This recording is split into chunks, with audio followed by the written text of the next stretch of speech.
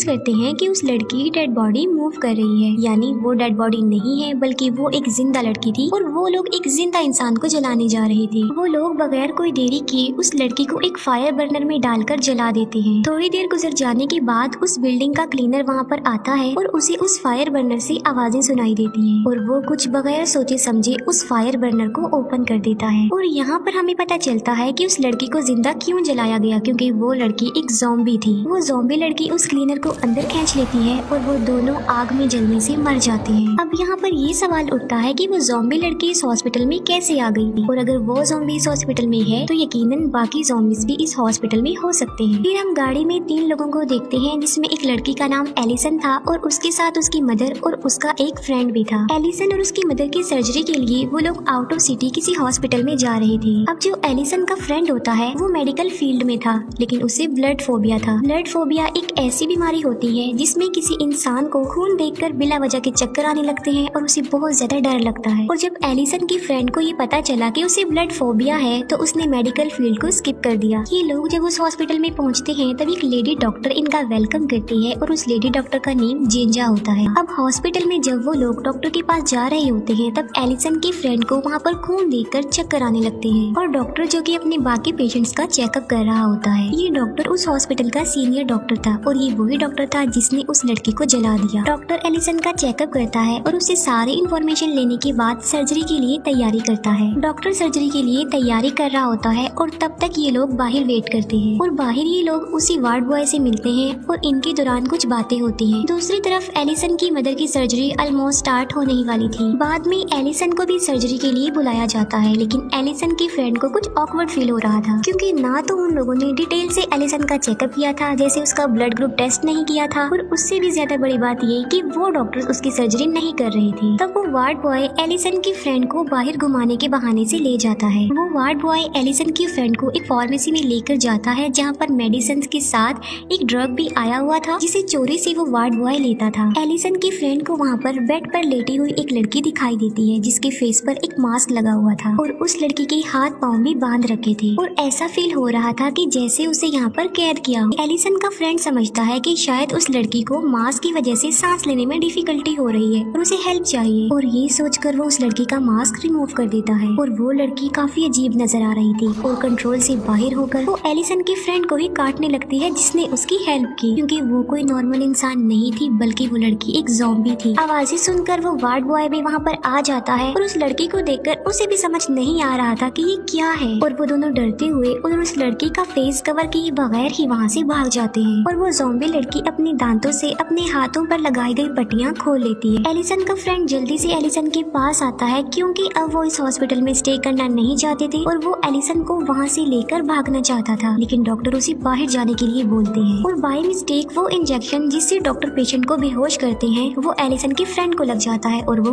बेहोश हो जाता है। थोड़ी देर गुजर जाने के बाद जब एलिसन का फ्रेंड होश में आता है तब वो दोबारा से ऑपरेशन थिएटर के पास जाता है और वहाँ जाकर वो देखता है कि लोगों की भगदड़ मची हुई है और डॉक्टर सर्वाइवर लोगों को लेकर उस बिल्डिंग यानी उस हॉस्पिटल से बाहर जा रहे थे। और ऐसा इसलिए हुआ क्योंकि जिस लड़की को एलिसन की फ्रेंड ने बाय मिस्टेक फ्री कर दिया उस लड़की ने सबको काट कर इन्फेक्टेड कर दिया था। सब सर्वाइवर्स लिफ्ट के जरिए नीचे जाने की कोशिश करते हैं, लेकिन लाइट ऑफ हो जाती है और फिर वो स्टेयर्स का यूज करते हैं और उनके पीछे बहुत सारे ज़ॉम्बीज लगे हुए थे और वो लोग खुद को सेव करने के लिए डोर बंद कर लेते हैं। एक आदमी पैनिक होते हुए व्हील चेयर पर बैठी हुई एक ओल्ड लेडी को सीढ़ियों से नीचे फेंक देता है। सीढ़ियों के जरिए खुद वो नीचे आने लगता है और देखता है कि वहाँ पर भी बहुत सारे ज़ॉम्बीज थे जो बुरी तरह एक दूसरे को खा रहे हैं और वो आदमी खुद को सेव करने के लिए एक रूम में छुप जाता है। फिर हम देखते हैं कि एलिसन और उसका फ्रेंड बाकी लोगों से अलग हो गए थे क्योंकि एलिसन की मदर मिल नहीं रही थी और वो लोग उन्हें ढूंढ रहे थे। जब वो लोग सारे रूम्स को चेक कर रहे होते हैं तब एक ज़ॉम्बी डॉक्टर उन पर अटैक कर देता है। एलिसन का फ्रेंड उस ज़ॉम्बी डॉक्टर को मारने की कोशिश करता है, लेकिन इलेक्ट्रिक शॉक लगने की वजह से वो खुद बेहोश हो जाता है। एलिसन समझती है कि शायद वो मर गया है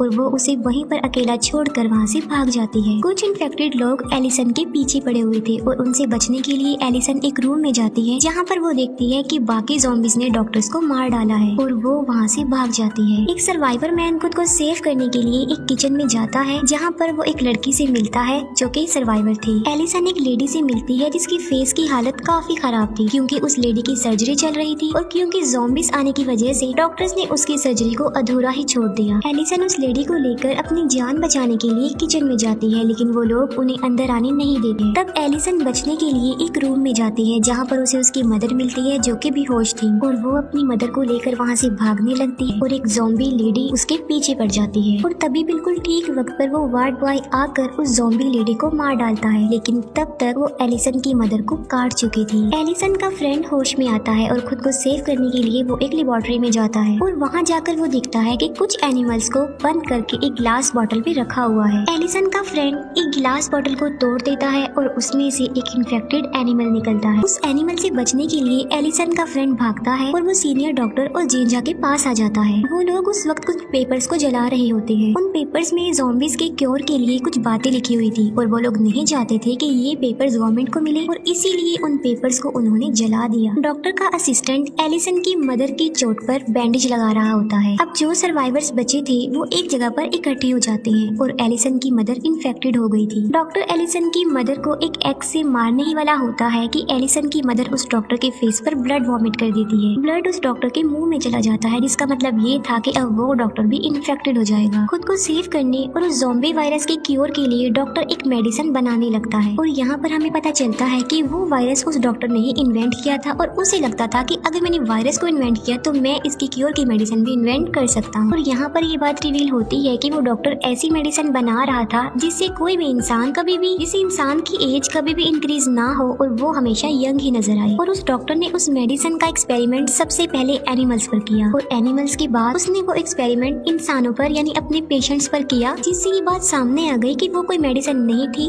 बल्कि वो ज़ॉम्बी मेडिसिन थी। और यही वजह है कि ये ज़ॉम्बी वायरस इतना तेजी से फैलता जा रहा था। वो डॉक्टर ज़ॉम्बी वायरस के क्योर की मेडिसिन बनाकर एलिसन की मदर में इंजेक्ट करता है, लेकिन इसका कोई भी फायदा उन्हें नहीं होता। एलिसन का फ्रेंड उस डॉक्टर से पूछता है कि आखिर इस मेडिसिन को बनाने का आइडिया था किसका, और वो डॉक्टर बिल्कुल स्लो वॉइस पे कहता है कि जिंजा का आइडिया था ये। तब उस वार्ड बॉय के अलावा किसी को भी जिंजा का नाम सुनाई नहीं देता। तब वो डॉक्टर लाउड वॉइस में जिंजा का नाम बोलने लगता है, लेकिन इससे पहले कि वो जिंजा का नाम लेता वो उसे मार डालती है। जिंजा ने उस डॉक्टर को इसलिए मारा क्योंकि वो नहीं चाहती थी कि उसका राज सबके सामने खुल जाए। जिंजा कहती है कि मैंने इस डॉक्टर को इसलिए मारा क्योंकि वो इन्फेक्टेड था और थोड़ी देर बाद उसने ज़ॉम्बी बन जाना था, जो हमारे लिए खतरा था और वो किसी को भी नुकसान पहुंचा सकता था। अब एक और डॉक्टर और एलिसन का फ्रेंड जो कि मेडिकल स्टूडेंट था, वो दोनों अब ज़ॉम्बी के क्योर की मेडिसिन बनाने की कोशिश करते हैं। अब जैसे ही वो डॉक्टर क्योर का इंजेक्शन एलिसन की मदर को लगाने लगता है तो एलिसन की मदर उसे काट लेती है। अब डॉक्टर को पता था कि मैं भी इन्फेक्टेड हो जाऊंगा और ज़ॉम्बी बन जाऊंगा, तो वो एक कटर से अपना हाथ काटकर खुद को सेव कर लेता है। अब एलिसन ना चाहते हुए भी एक एक्स से अपनी मदर को मार डालती है। अब सिर्फ 5 सर्वाइवर ही बचे थे और ये लोग खुद को सेव करके जिस जगह पर थे वहाँ पर भी ज़ॉम्बीज थोड़ी देर तक आने वाले थे और वो जगह उनके लिए सेफ नहीं थी। और तब एलिसन का फ्रेंड एक इमरजेंसी बॉम्ब बनाता है और वो एक ऐसा बॉम्ब था जिसकी बटन प्रेस करते ही वो ब्लास्ट हो जाता है। सब लोग आगे बढ़ते हैं और एलिसन का फ्रेंड वो बॉम्ब एक ज़ॉम्बी पर लगा देता है, लेकिन बटन प्रेस नहीं कर पाता। वो सर्वाइवर्स खुद को सेव करने के लिए उस बिल्डिंग को छोड़कर किसी दूसरी बिल्डिंग में जाने का सोचते हैं। वो लोग छत पर आ जाते हैं और दूसरी बिल्डिंग पर जाने के लिए वहाँ पर एक स्टील बार लगा हुआ था। वो लोग एक एक करके हॉस्पिटल की दूसरी बिल्डिंग में जाने लगते हैं। सब लोग उस स्टील बार को पार कर लेते हैं, लेकिन एंड पर 2 लोग रह जाते हैं, एक एलिसन का फ्रेंड और दूसरा वो डॉक्टर। अब क्योंकि डॉक्टर का हाथ कटने की वजह से उसका काफी खून बह चुका था, जिसकी वजह से उसे चक्कर आने लगते हैं और वो वहाँ से नीचे गिर जाता है। तब एलिसन का फ्रेंड सेफली उस स्टील बार को पार कर लेता है और जिस बिल्डिंग में वो गए थे वो भी सेफ नहीं थी क्योंकि वहाँ पर भी ज़ॉम्बीज थे। वो वार्ड बॉय जिंजा को धमकी देता है कि मैं सबको बता दूंगा कि ये वायरस तुमने बनाया है और तुम्हारी वजह से ही ये वायरस इतना ज्यादा फैल गया है। उस बिल्डिंग में उन लोगों को एक और सर्वाइवर लड़की मिलती है जिसके पीछे एक ज़ॉम्बी पड़ा हुआ था। उस लड़की को सेव कर लेते हैं। जिंजा उस वार्ड बॉय का मुंह बंद करवाने के लिए एक प्लान बनाती है। वो एक रूम में जाती है जहाँ पर एक पेशेंट ज़ॉम्बी को बेड से बांधा हुआ था। वो उस ज़ॉम्बी को डोर के बिल्कुल करीब लाकर उस वार्ड बॉय को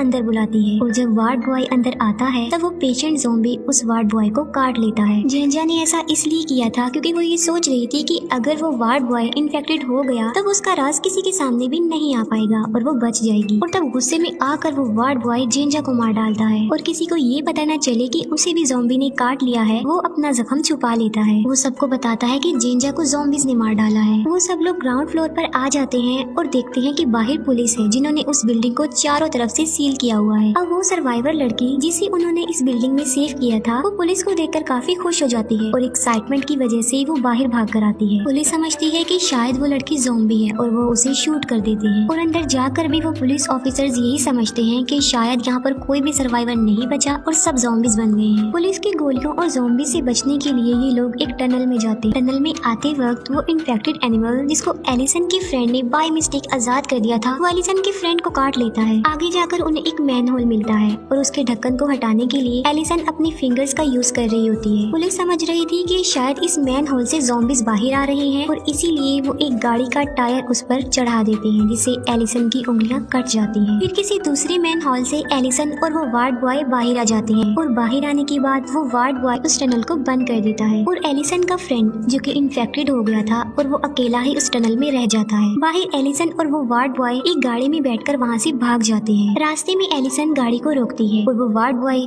जो कि अब ज़ॉम्बी बन गया था वो एलिसन को मारने लगता है, लेकिन एलिसन उस वार्ड बॉय को कार से क्रश कर देती है। टनल के अंदर एलिसन की फ्रेंड को वो ज़ॉम्बी मिलता है जिस पर उसने वो इमरजेंसी बॉम्ब लगाया था। वो इमरजेंसी बॉम्ब के बटन को प्रेस कर देता है और खुद भी इंजर्ड हो जाता है, लेकिन अब वो भी वहाँ से निकलकर बाहर आने में कामयाब हो जाता है। एलिसन जो कि गाड़ी में बैठकर आगे बढ़ रही होती है, आगे जाकर वो अपने इन्फेक्टेड फ्रेंड को देखती है और एलिसन समझती है कि शायद उसका फ्रेंड अब ज़ॉम्बी बन गया है और वो उसे क्रश कर देती है। उसकी डेड बॉडी और उसका ब्लड अपनी गाड़ी पर देखकर एलिसन को काफी दुख होता है और उसे अपनी गलती का पछतावा होता है। और एलिसन वार्ड बॉय की डेड बॉडी को पीछे मुड़कर देख रही होती है और क्योंकि वो काफी स्पीड में जा रही थी जिसकी वजह से गाड़ी कंट्रोल से बाहर होने की वजह से एक ट्री से टकरा जाती है और इस एक्सीडेंट में एलिसन की भी मौत हो जाती है। सब लोग मर चुके थे और इसके साथ ही ये मूवी यहीं पर एंड हो जाती है।